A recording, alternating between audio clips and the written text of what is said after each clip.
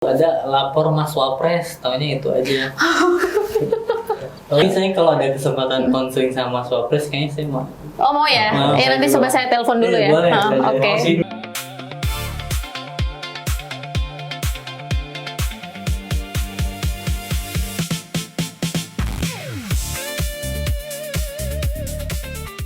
Kembali bersama saya Katrina Ramatika di podcast mahasiswa Suara Berita. Kali ini aku nggak sendirian, aku ditemenin juga sama jurnalis dari Suara Berita dengan Mas siapa? Saya Dipa, halo semuanya.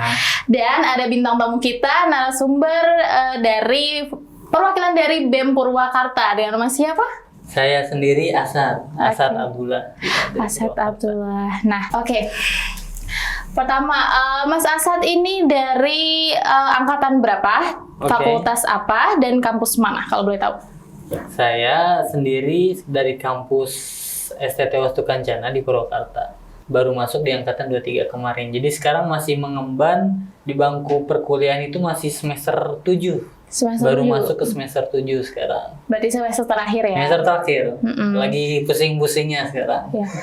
Nah, kalau kesibukan selain jadi seorang mahasiswa, kira-kira di luar ada lagi nggak? Ya, selain jadi mahasiswa ya, selain kuliah aja, saya berorganisasi juga. Pertama ada di BEM, Badan Eksekutif Mahasiswa, skalanya itu skala 1 kampus di BEM-nya. Yang kedua, di luarnya itu ada HMI, Himpunan Mahasiswa Islam, cabang Purwakarta. Itu. Dan selain berorganisasi juga lagi bangun startup sih saya sekarang. Di bidang AI. Karena masih relevan ya. Betul. Dengan jurusan saya di Teknik Informatika. Ini bareng-bareng sama temen startupnya. Jadi bukan saya sendiri. Gitu. Ya, itu bakal berguna juga untuk kedepannya sih. Karena sekarang kita apa-apa juga AI ya. Betul. Dan sosmed juga sekarang udah dipenuhin sama AI itu kebetulan. Betul. Nah, opini dari Mas Dipa gimana kira-kira mengenai kegiatan dulu, kira-kira relevan nggak sih Mas Dipa waktu kuliah di kampus HI UI ya, sama kegiatan Mas Asad sendiri, kira-kira ada persamaan atau mungkin malah bertentangan gitu? Oke. Di sini kan Mas Asad ini kan aktifnya di dalam kampus kan. Betul. Kalau saya di luar kampus, jadi kebetulan saya lebih di kegiatan aktif khususnya di antar mahasiswa Jogja, baik dari Universitas UGM, dari Muhammadiyah, dan juga dari universitas lain yang ada di Jogja. Nah, itu saya ada organisasi yang namanya ISEC, itu kepemudaan, terus juga kepemimpinan yang sekaligus networking juga, sekaligus juga networkingnya tidak hanya di sekitar Jogja tetapi juga di seluruh Indonesia. Kemudian saya juga organisasi lingkungan energi terbarukan yang namanya Social Renewable Energy. Nah, itu organisasi di luar kampus dan itu di seluruh Indonesia khususnya. Jadi sempat aktif gitu. Jadi kita punya persamaan nih, Mas Asad. Tapi perbedaannya ya Mas Asad mungkin di dalam ya, di dalam di BEM mungkin atau di organisasi yang ada di universitas tersebut. Kalau saya di luar, khususnya di Jogja maupun di seluruh Indonesia. Jadi seperti itu. Kalau ISEC itu baru dengar organisasi kemahasiswaan, tapi organisasi mahasiswa. Kalau ISEC ini kan organisasi mahasiswa juga yang kepemimpinan, cuman sebenarnya ada di beberapa universitas gitu. Cuman karena di UI itu tidak punya basisnya, jadi saya mau nggak mau ikut yang ada di Universitas Gadjah Mada gitu. Jadi karena kebetulan waktu itu ada kesempatan dari luar mahasiswa UGM, jadi saya bisa masuk. Jadi seperti itu. Oke. Nah, kembali lagi ke tema kita ya, ke quarter life crisis. Menurut Mas sendiri, dari Mas Asad dulu mungkin, apa yang dimaksud dengan quarter life crisis? Apakah Mas Asad dulu sebelumnya udah pernah merasakan hal tersebut, atau saat ini justru malah sedang menjalani gitu? Quarter life crisis ya, kebetulan saya berbicara mungkin karena atas dasar kenaifan saya nggak tahu menyeluruh soal quarter life ini karena saya bukan bidang psikolog. Tapi yang saya tahu soal quarter life crisis ini memang pasti dialami oleh semua mahasiswa ya. Betul. Apalagi pemuda, karena quarter life crisis ini menurut saya, menurut pandangan saya itu adalah fase transisi.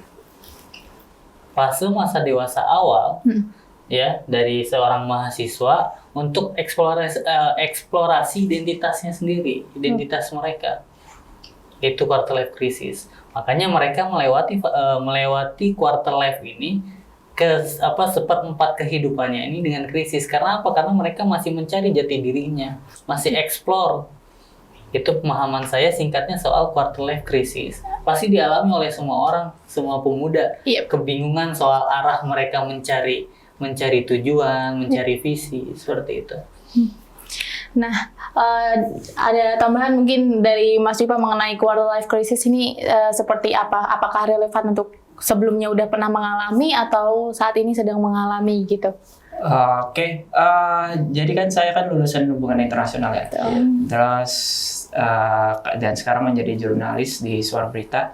Dan pada saat masih mahasiswa kan saya ada kebingungan karena hubungan internasional kan terkait dengan pasti mau jadi diplomat, mau jadi menteri luar negeri, atau mau jadi ya orang yang perwakilan di PBB gitu. Tapi semakin kesini, semakin mau lulus, itu ada pertanyaan-pertanyaan yang ada di dalam diri saya gitu, kayak betulkah ini jurusan saya, benarkah ini passion saya, benarkah ini benar bakat saya, sampai akhirnya pada saat kelulusan ya quarter life crisis itu belum selesai, ternyata masih mencari jati diri. Dan itu benar kata Mas Asad, memang dialami oleh seluruh mahasiswa mungkin ya, kecuali yang sudah idealis sekali dan konsisten gitu. Tetapi untuk bagi beberapa orang, khususnya bagi mahasiswa, ya kebanyakan mengalami tersebut ya, dan terlepas dari backgroundnya apa aja, tetapi itu saya sangat yakin pasti ada di seluruh kejadian itu tersebut. Berarti quarter life crisis yang dialami sama Mas Diva itu di bidang mungkin akademik ya, merasa krisis identitasnya di bidang karena ini kok ngerasa bukan jurusan saya, seperti itu atau bukan? Iya, kurang lebih seperti itu. Seperti itu ya. Kurang lebih seperti itu, dan apalagi kan kita tahu bahwa jurusan hubungan internasional kan sangat minim ya, sangat lebih mirip ke ilmu politik ya kalau di universitas lain. Jadi kadang kita kalau di hubungan internasional itu sangat mirip ke hukum ada, ke politik ada, bahkan ke psikologi pun ada gitu. Jadi banyak yang diambil dari beberapa jurusan yang sebenarnya yang spesifik. Jadi banyak gitu kebingungan gitu. Gimana gitu. Disclaimer, sebenarnya hubungan internasional ini jurusan idaman saya sebelumnya. Oh iya. Bisa tiba-tiba ke teknik informatika. Nah, itu gimana ceritanya? Ya itu mungkin melewati ya tadi fase fase transisi mencari jati diri. Karena yang tadinya memang saya kebetulan kan saya lulus dari pesantren ya. Saya melihat diplomat hebat itu dari basic keluarga salah satunya. Jadi saya memang tujuannya ke sana, masuk ke hubungan internasional. Tapi seiring berjalannya waktu, udah 2 tahun nih, saya melihat teknik informatika ini mungkin lah ya menjanjikan lah. Karena adaptasi zaman sekarang, perkembangan zaman sangat membutuhkan nih di dunia peran teknologi informasi. Makanya ya udah saya masuk ke teknik informatika. Tapi tetap hati mah mungkin condongnya ke hubungan internasional gitu ya. Nah, kalau menurut Mas sendiri, ciri-ciri orang yang mengalami quarter life crisis itu seperti apa gitu? Ciri-cirinya? Ya pasti kebingungan ya. Salah satunya pertama kebingungan, mencari krisis, mencari identitasnya, jati dirinya. Kemudian yang kedua juga selain kebingungan, mungkin merasa dalam tekanan, akhirnya nggak stabil roda kehidupannya, entah itu pola hidupnya, pola makannya, pola pikirnya, berpengaruh itu dari quarter life crisis menurut saya. Nah itu berarti secara fisik nggak bisa dilihat secara fisiknya ya, tapi mungkin kalau misal kayak ada teman dari yang mungkin ngechat nih, tolong dong temenin aku nongkrong gitu, ayo kita nongkrong, ayo kita pergi ke sini. Nah itu bisa menjadi satu hal bahwa mereka ini minta tolong gitu nggak sih? Betul. Iya ya. Oke. Nah, terus kira-kira selama 2 tahun kan ya gapnya ya? Gapnya 2 tahun. Gapnya 2 tahun. Nah itu mengisi waktu luangnya itu dengan apa?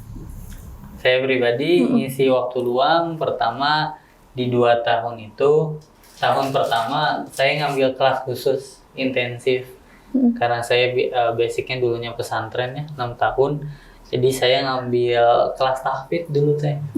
Iya. Ini logatnya teh Sunda ya. Kebetulan aku Jawa sih, Jawa, jadi agak bisa. sungkan dipanggil teh. Nah terus kan seorang mahasiswa itu nggak mungkin nggak mencari relasi sebanyak-banyaknya. Gimana membagi waktu luangnya dengan mencari relasi tersebut sama perkuliahan, terus juga kan Mas juga ada kesibukan di luar perkuliahan itu tadi kan. Nah itu gimana caranya? Kalau ngomongin soal relasi, makanya jalan yang saya tempuh ini akhirnya saya memilih untuk berorganisasi karena mungkin saya melihatnya banyak bisa menjalin networking itu lewat situ, lewat organisasi. Ya banyak orang yang bilang, nggak kita pungkiri lah ya, banyak orang yang bilang relasinya bisa didapetin di mana aja, nggak perlu di organisasi. Tapi ya jalan yang saya tempuh akhirnya hari ini banyaknya lewat organisasi, networking yang saya dapatkan. Karena apa? Karena dengan organisasi itu kita punya latar belakang. Nama kita punya latar belakang lewat nama organisasi. Orang melihat itu, nama di belakang kita yang orang lihat. Menurut saya seperti itu. Oke. Nah, kembali lagi, kira-kira faktor penyebab dari quarter life crisis itu apa ya? Dari Mas Asad kira-kira? Faktor penyebab. Tadi tekanan ya. Cuman bagi saya ada 3 tekanan yang paling penting. Pertama, ada tekanan akademik. Kalau untuk kita korelasikan dengan kehidupan mahasiswa lah ya. Pertama ada tekanan akademik, ya IPK-nya harus dituntut untuk tinggi, tugasnya yang numpuk, lulus tepat waktu, ya kan. Yang kedua tekanan sosial, ngelihat teman-teman kita yang dulu-dulu nih udah pada sukses tapi kita masih gini-gini aja. Lihat media sosial, temen kok hedon banget, kita gini-gini aja. Itu tekanan sosial, atau mungkin tekanan sosial yang lain, tekanan keluarga ya. Itu kan salah satu tekanan sosial juga. Keluarga menuntut untuk ini. Yang terakhir tekanan ekonomi. Ya. Betul. Karena mungkin kita ngerasa akhirnya nggak bisa secepat orang lain proses kita. Itu sih menurut saya yang menyebabkan akhirnya quarter life crisis ini ya, krisis di kehidupan mahasiswa ini. Tekanannya 3 menurut saya tadi, ada tekanan akademik, sosial, dan ekonomi. Gitu. Nah, kemarin tuh Kak, tadi flashback ya, tadi kan sempat ada Mas Asa sendiri pengen wishlistnya itu berada di HI, tapi tiba-tiba ada memilih di informatika.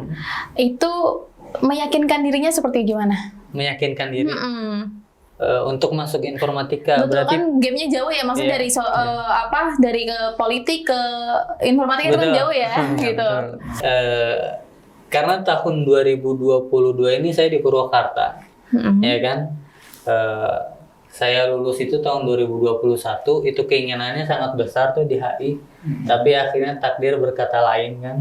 Akhirnya 2022 saya di Purwakarta, ya. Di Purwakarta ini nggak ada jurusan HI. Hubungan internasional nggak ada, dan ditambah saya merasa gap year-nya udah 2 tahunnya terlalu lama. Kalau saya masih mencari-cari, kayaknya makan waktu yang besar gitu. Akhirnya saya melihat situasi di Purwakarta saat itu, ada kampus apa aja.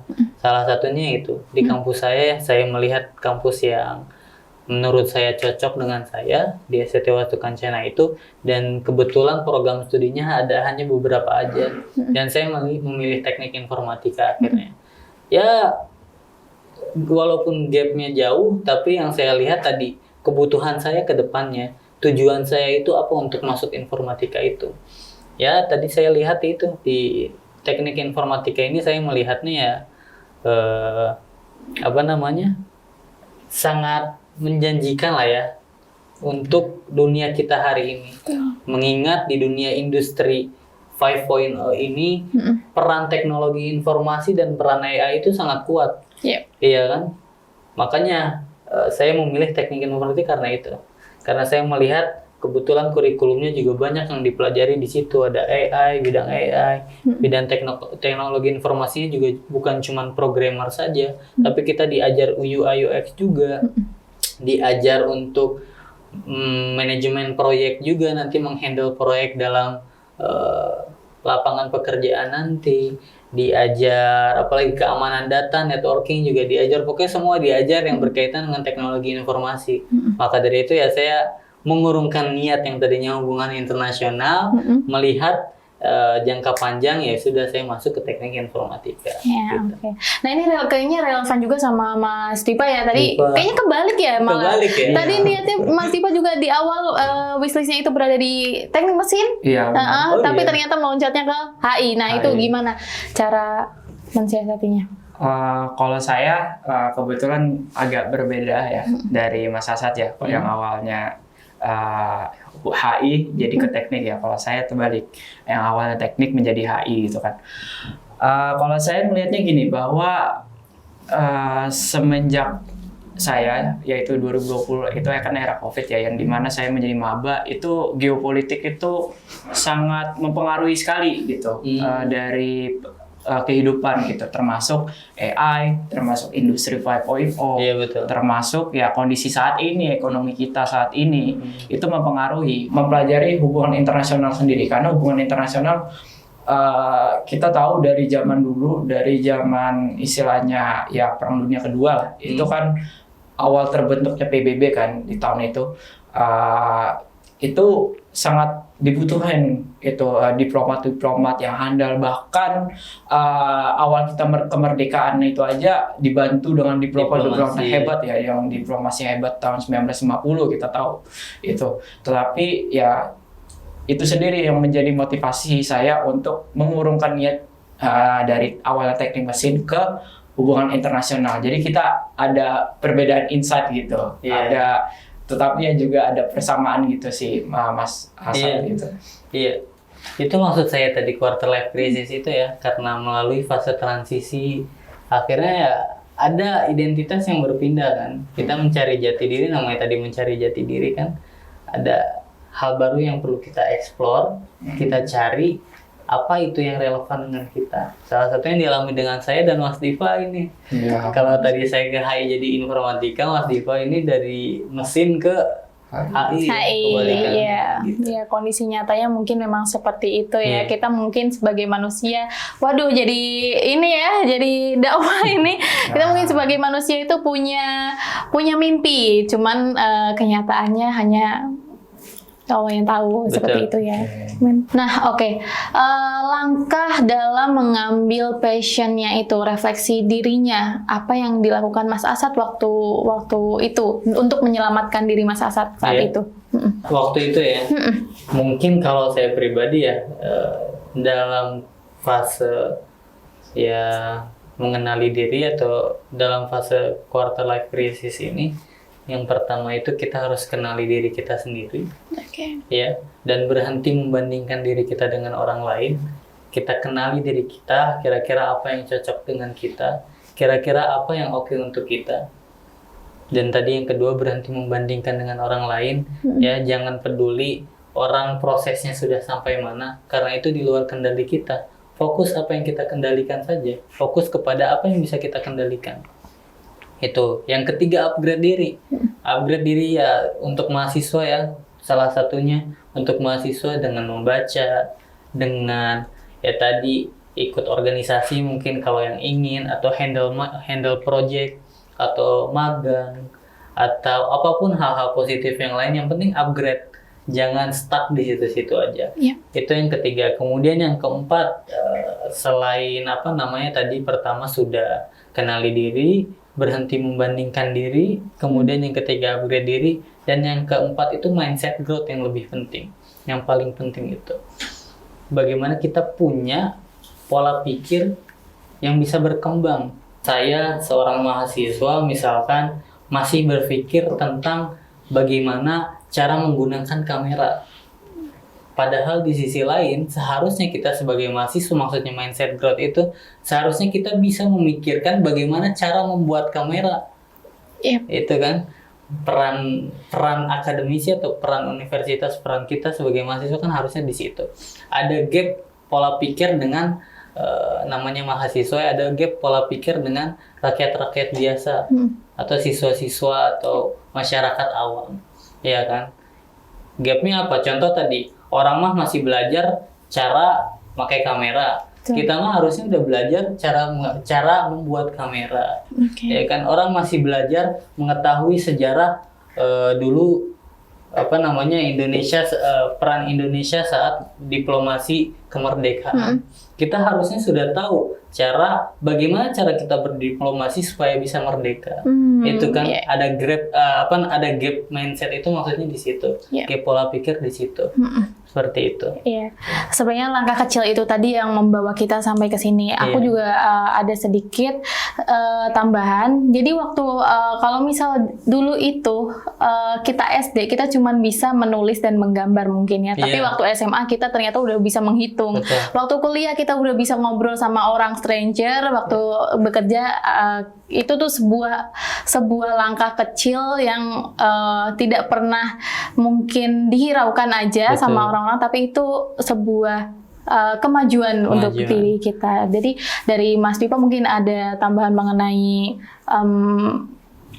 langkah-langkah mencapai growth-nya itu. Saya setuju sekali ya dengan Mas Asad ya, bahwa selain growth ada juga. Saya sambil minum nggak apa-apa ya? Boleh, silakan. Oke. Selain dari jangan membandingkan, khususnya kan banyak ya mahasiswa yang FOMO ya. Iya, betul. Bahkan sampai semester 3 ada yang masih FOMO pindah-pindah jurusan gitu. Terus juga kan menanyai diri sendiri itu gimana, wah aku bagusnya apa gitu kan. Terus tadi mental growth dan juga membangun relasi. Dan ya kita tahu ya kan sebagai mahasiswa kan sebagai agen perubahan ya, agent of change ya kan. Jadi ya memang kurang lebih seperti itu aja. Saya kasih contoh aja bahwa sekarang ini kan lagi relevan banget dengan namanya perang teknologi ya. Yang sebagai Mas Asad tadi simpulkan sebutkan tadi bahwa ada namanya AI, perang AI, ada juga perang teknologi yang lain, dan itu berpengaruh tuh Mas antar kita.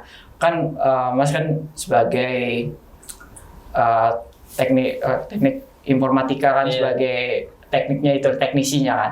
Nah, kita sebagai diplomasi itu perang langsung pada saat ketemu antar negara tersebut. Jadi Mas itu sebagai teknisinya ya kita garda terdepannya lah istilahnya untuk memperjuangkan apa yang jadi teknisi itu bagi Mas Asad itu bisa berguna bagi negara lain gitu. Iya, ada perannya masing-masing. Ada perannya masing-masing. Jadi ada hukum kasualitas lah kalau kata saya. Tapi jangan saya suruh perang, saya nggak mau perang.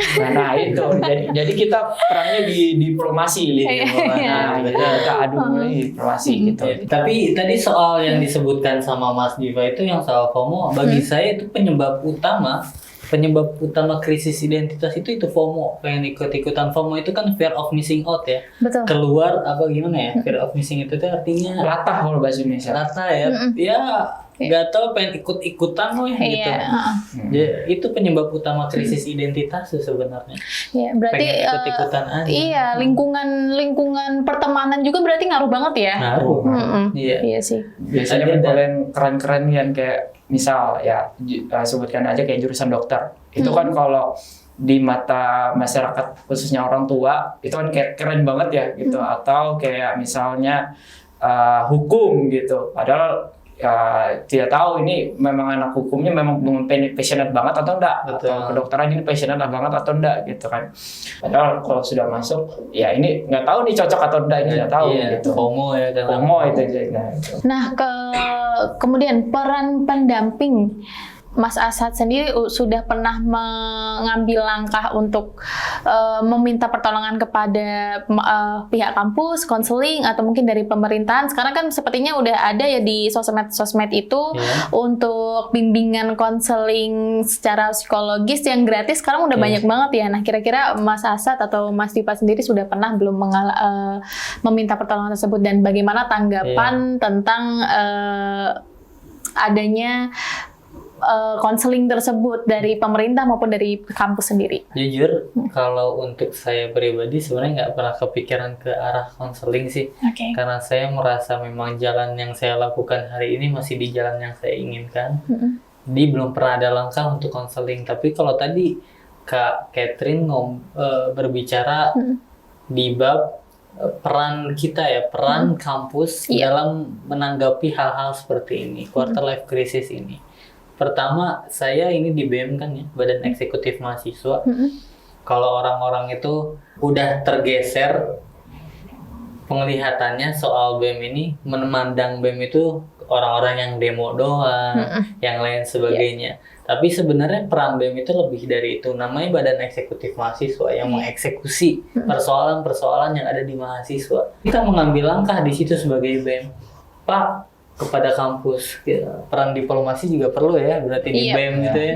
Pak, ini bagaimana teman-teman kita, teman-teman kami ini nggak bisa melanjutkan perkuliahan karena kendalanya lain sebagainya gini. Nah, maka dari itu hasil diplomasi seperti ini mungkin ini diciptakan abang-abang saya ya. Hasil diplomasi seperti ini hadirlah solusinya apa? Solusinya ada kelas pagi dan kelas malam, gitu. Makanya kalau Kak Catherine tadi berbicara soal peran kampus dalam menanggapi life crisis, kalau di kampus saya seperti itu, menanggulangi permasalahan yang ada seperti itu. Karena masalahnya adalah orang-orang yang nggak bisa masuk di kelas pagi karena harus kerja, membiayai perkuliahan dia. Maka dari itu kampus memberikan solusi adanya kelas pagi dan kelas malam. Nah, dari Mas Dipa sendiri tanggapannya dengan adanya fasilitas mungkin dari kampus atau mungkin konseling gratis dari pemerintahan itu bagaimana? Jujur saya pernah memakai dari fasilitas tersebut sih. Yang mana ya kalau konseling pemerintah itu? Aku agak lupa ya, itu ada di Instagram. Dari perempuan juga ada untuk perempuan, terus juga konseling selebihnya sih sepertinya memang kebanyakan dari kampus ya. Kalau yang saya tahu ada lapor Mas Wapres, taunya itu aja. Oh enggak ya, bukan itu ya. Soalnya bukan. Setahu aku dia profilnya warna pink, dia khusus perempuan juga ada, khusus muda-muda, anak-anak muda juga terbuka itu ada. Gitu. Tapi saya kalau ada kesempatan konseling sama Mas Wapres, kayaknya saya mau. Oh mau ya? Nanti coba saya telepon dulu ya. Boleh. Saya juga mau. Banyak soalnya. Saya teleponkan dulu. Saya juga mau. Iya. Nah gimana Mas Dipa? Karena saya pernah memakai dari fasilitas tersebut, khususnya dari kampus ya. Nah dengan ada hadirnya fasilitas tersebut, khususnya dari psikologi dari kampus saya yaitu UI, itu saya menemukan akhirnya dari jawaban-jawaban yang saya impikan itu atau yang saya mau gitu. Karena jujur apalagi kan masalah sensitif ya kalau di keluarga ya, yaitu masalah keluarga itu sendiri. Jadi mau nggak mau harus menemukan jawabannya kepada orang yang sudah profesional, yang sudah netral, dan juga yang benar-benar paham dengan psikologi saya gitu, dan mempengaruhi bagaimana mental saya menghadapi kenyataan dan juga menghadapi masalah keluarga pada saat itu. Jadi seperti itu. Closing statement boleh banget dari Mas Asad, apa coba closing statementnya? Ya intinya setiap orang mungkin ya pasti pernah melewati fase itu. Kalau kata Bung Karno, kata Soekarno kan, bermimpilah setinggi langit, maka engkau akan jatuh di antara bintang-bintang. Artinya ya udah, nanti juga akan lewat fase seperti ini. Ya, hadapi dengan tenang, hadapi dengan tentram. Insya Allah lah selesai masa-masa fase-fase transisi kebingungan dalam mencari jati diri. Kalaupun gagal, itu adalah sebuah pembelajaran. Pembelajaran itu tidak ada batas umurnya. Sampai kapanpun kita pasti bakal terus belajar. Seperti itu ya teman-teman. Oke, menarik sekali ya untuk pembahasan kita kali ini. Terima kasih untuk Mas Asad dan juga Mas Pipa sudah hadir dalam acara podcast Mahasiswa Suara Berita. Demikian bincang-bincang kita di podcast Mahasiswa Suara Berita. Sampai jumpa di kesempatan selanjutnya. Bersama saya Katrina Rahmatika.